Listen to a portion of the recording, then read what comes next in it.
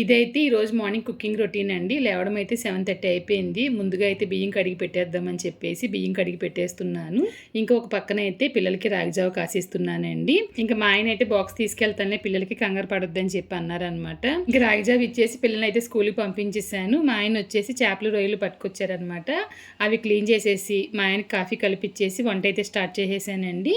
ఇంకా మన ఛానల్లో నేను అన్నం వార్చే గిన్నె గురించి వీడియో పోస్ట్ చేసినప్పుడు చాలా వ్యూ వెళ్ళిందనమాట. చాలా మంది వారి అభిప్రాయాలను తెలుపుతూ కమెంట్లు అయితే పెట్టారనమాట. కొంతమంది విటమిన్ పోతాయి ఇలా అంతా చేయొద్దన్నారు, కొంతమంది నాకు వంటే రాదన్నారు. నవ్వి వదిలేశాను. ఇంకా నిన్నైతే ఒకరు కమెంట్ పెట్టారండి, అన్నం వార్చడం రాని దానివి నువ్వేం ఆడదానివే అని చెప్పేసి కమెంట్ అయితే పెట్టారనమాట.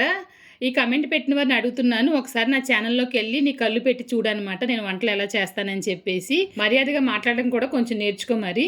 ఇంకా చేపల పులుసు చేసి రొయ్యలు ఇగురు చేసి పిల్లల కోసం ఫ్రైడ్ రైస్ చేసి బాక్స్ అయితే పెట్టి పంపించేశానండి.